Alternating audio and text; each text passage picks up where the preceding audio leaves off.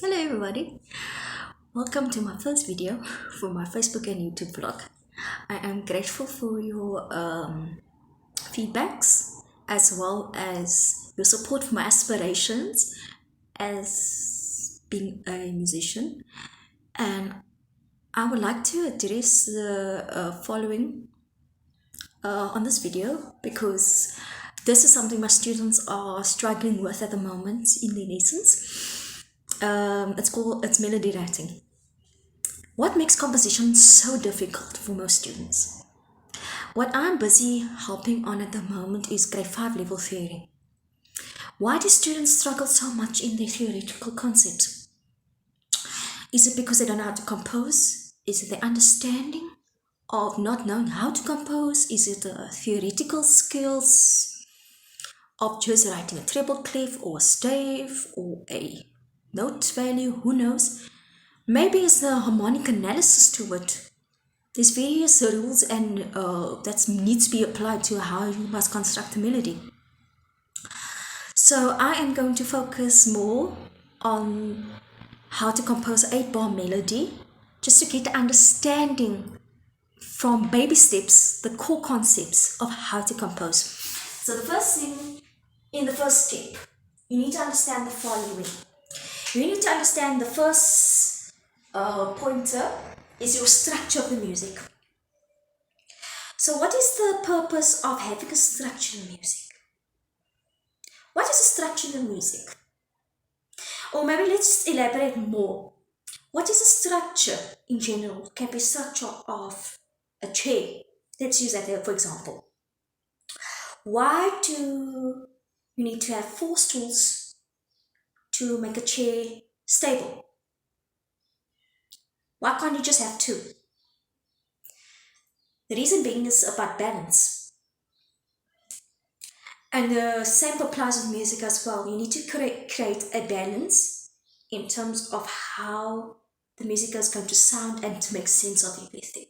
So my question is to you, what is the structure of music? From what I researched, is that it is an order that parts of compositions are played in. What do they mean by that? Think of a song. If you listen to a rap song of, let me give an example. Cardi B. What Cardi B does in her music, she has a first 1, chorus, verse 2, chorus, a little bridge, chorus, and coda, which is like a conclusion to the song. And most songs are applied to that structure in pop music.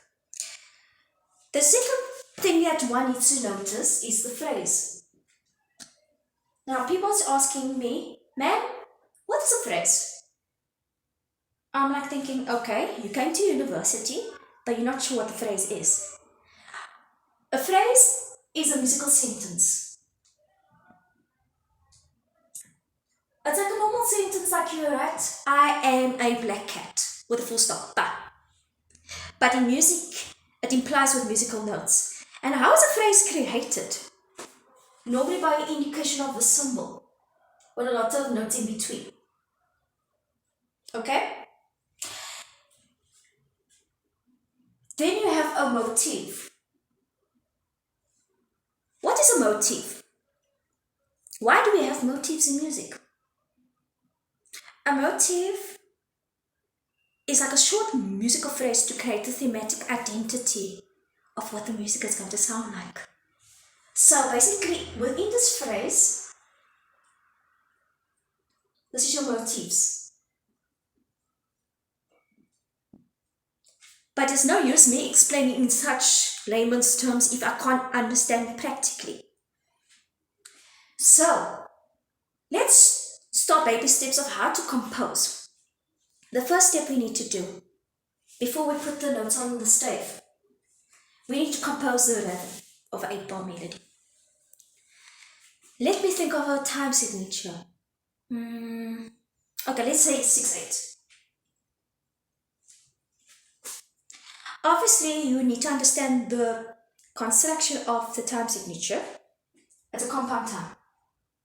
And a compound time consists of dotted crotchets in a bar.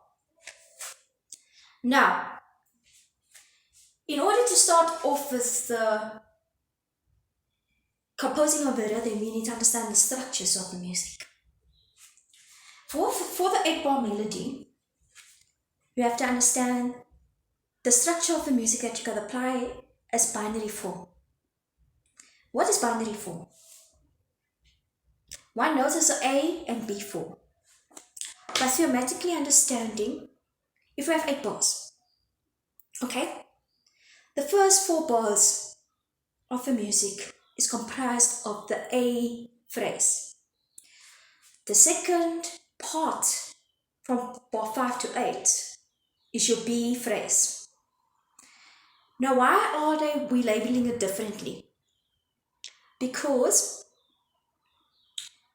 the A phrase and the B phrase are different thematical structures.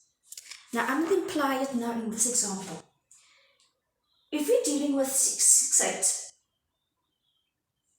and I decided, okay, I need to compose 4 bars of something to make it an A phrase.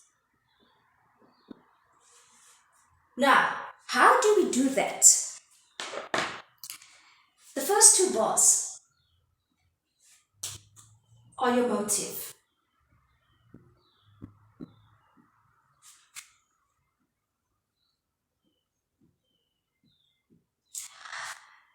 And in the motive, especially with the first motive, you have a call, I would say. And then in your second motive of the A phrase, you have your answer. Now, how do you compose a call and answer to that effect? Maybe think of a rhythmic composition quickly.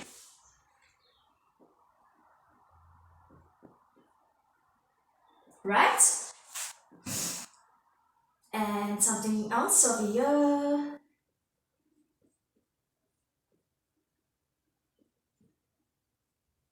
Now, that's my introduction to my A phrase. Right, and that's a call of the motive. But how are we gonna analyze the music microscopically? I would say the first bar is your A. I would label it A. Your second bar is your B. Now, when it comes to the answer section, I would use the same rhythm as I did in A, and then in my fourth bar, I would use a different rhythm just to have a different dimension of how to answer the music. So, maybe notate the A section again.